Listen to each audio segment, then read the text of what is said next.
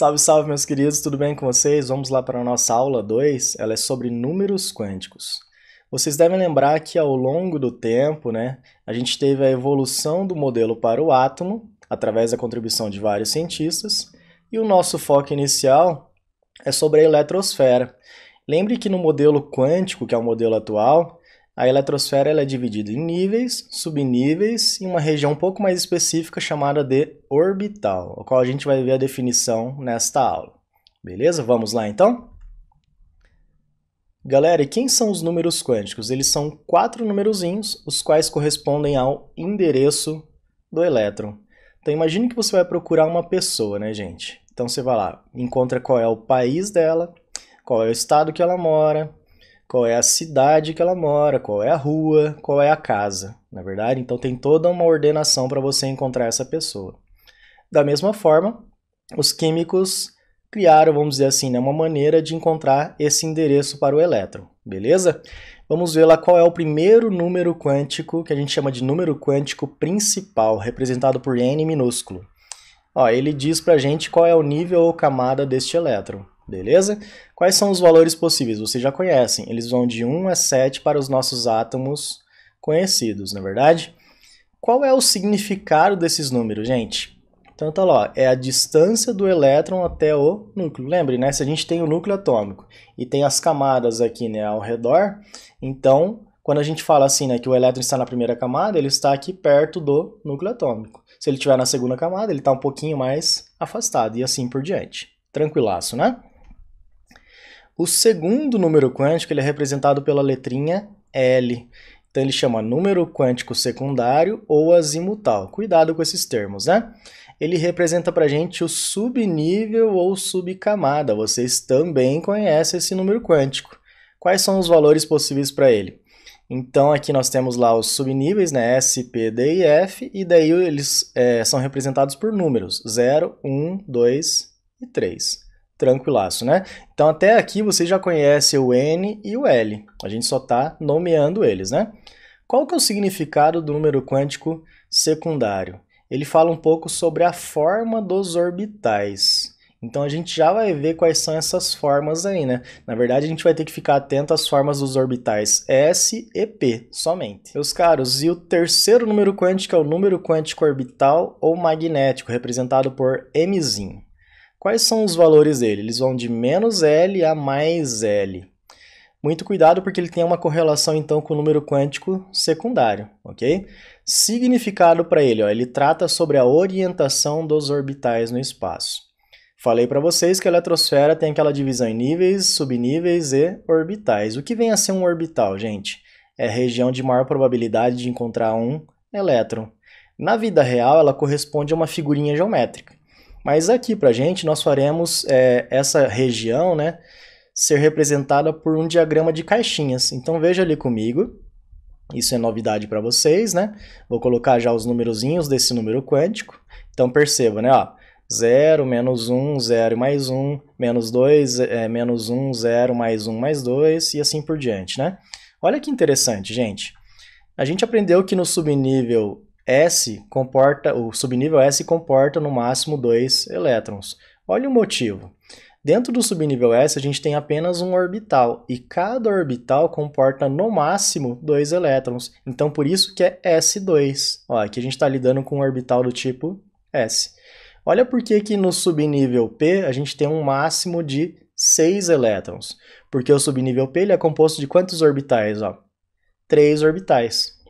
Okay? Se ele é composto de 3 orbitais, cada orbital comporta 2 elétrons, então ao todo a gente consegue colocar 6 elétrons dentro de um subnível P. Se for D, a gente comporta no máximo 10 elétrons, então está aqui a explicação, né? São 5 regiões no espaço, ou seja, 5 orbitais, vezes 2 dá 10 elétrons ao todo. E no F a gente tem um máximo de 14 elétrons, então são quantos orbitais? 7. 7 vezes 2 vai dar 14 elétrons ao todo, ok? Muito cuidado com os orbitais do tipo P, que estão aqui, né, que eu coloquei para vocês, que são 3 caixinhas.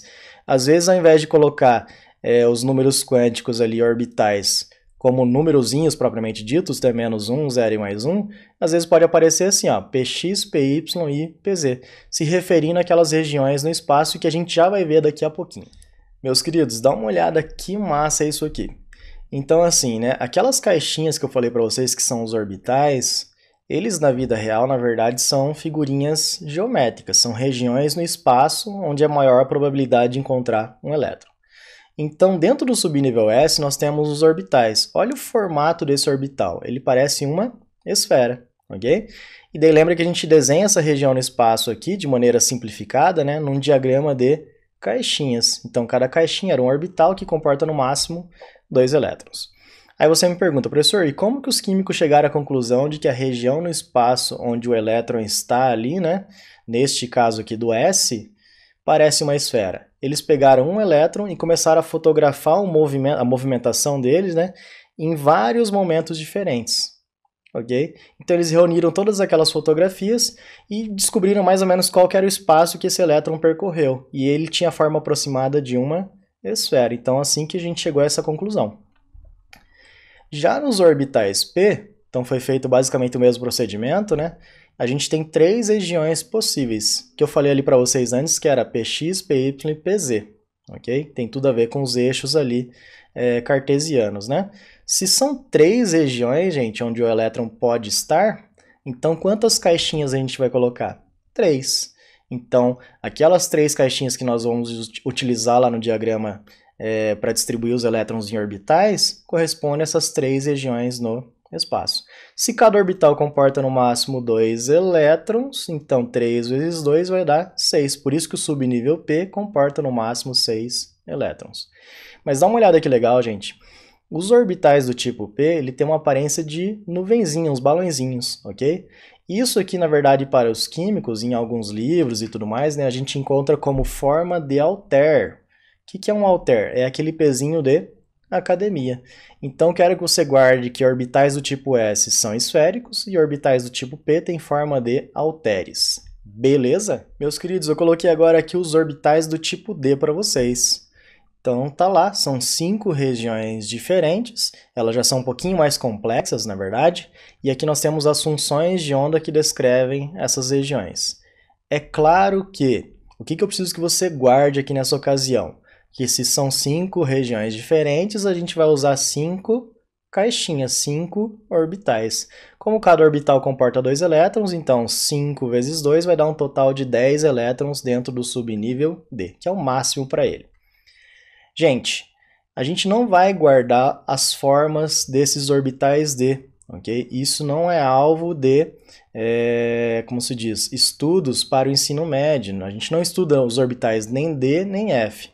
Isso aqui é alvo dos cursos de graduação, e mais especificamente do curso de Química, beleza? Então quero que vocês saibam somente a forma dos orbitais S e P, que são aquelas formas mais simples. E aqui também, apenas a título de curiosidade, nós temos os orbitais F. Veja como já aumenta muito a complexidade dessas figurinhas.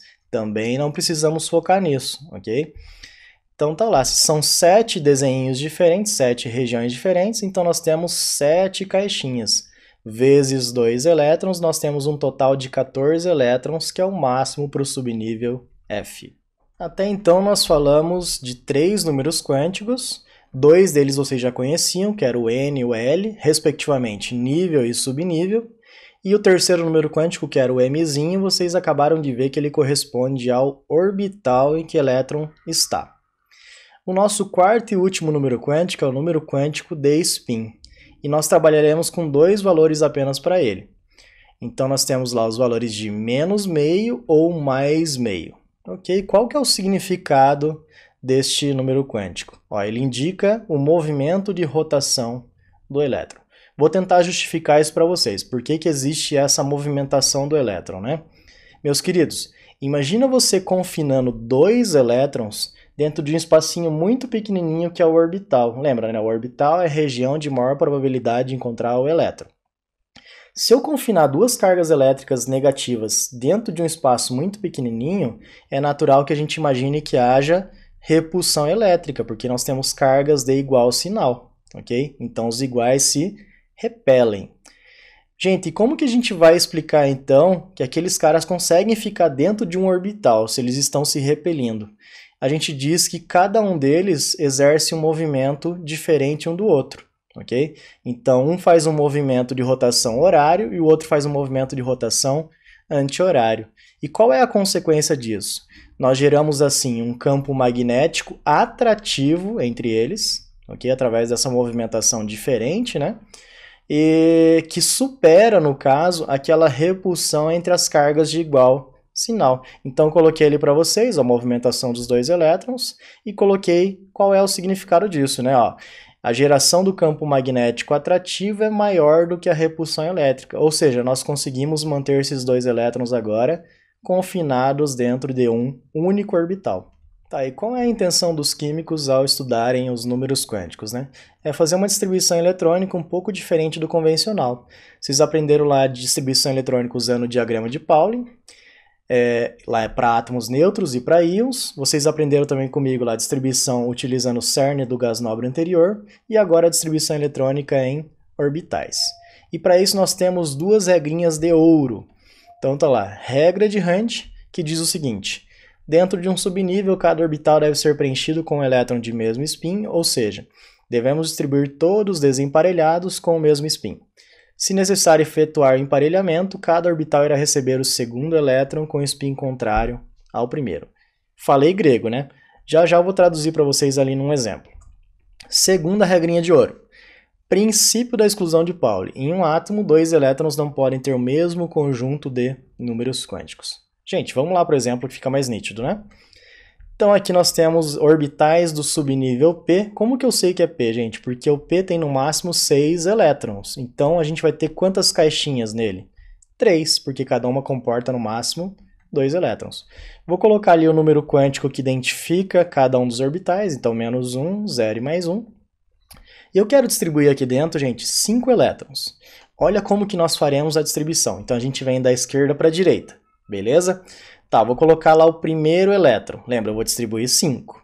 Coloquei o primeiro elétron. Eu coloquei ele como uma meia seta para cima. Ok? Quando eu for colocar o segundo elétron, eu não vou colocar aqui juntinho desse. Eu vou colocar separado. Quem que me diz que eu tenho que colocar todos desemparelhados, ou seja, sem parzinho no começo? O Hund. Tá, e onde que vai o terceiro elétron agora? Também separadinho. Só que veja que interessante, né? Todos eles estão voltadinhos para cima. Qual é o significado disso? Todos eles têm o mesmo movimento de rotação. Aqui pode ser horário ou anti-horário. Aí fica a tua escolha mesmo, né? Então, lembra, respeitamos a regra de Hund. Todos desemparelhados, sem formar parzinho e com o mesmo spin. Todos voltadinhos para cima. Agora, quando a gente tiver que emparelhar, porque eu preciso colocar mais 2 elétrons, né? Eu quero colocar 5. Essa foi a minha decisão. Agora eu preciso emparelhar necessariamente. Então, quando eu for colocar o próximo elétron aqui, eu vou ter que colocar ele com spin contrário ao primeiro. Então, vai lá. Vou colocar ele, tá lá em vermelhinho. Aí você pergunta por quê? Porque o Pauli disse pra gente que não pode ter 2 elétrons aqui diferentes com os mesmos números quânticos. Pelo menos um deles tem que ser diferente. Nesse caso aqui, qual que é o número quântico diferente desse elétron comparado com esse? É o número quântico de spin.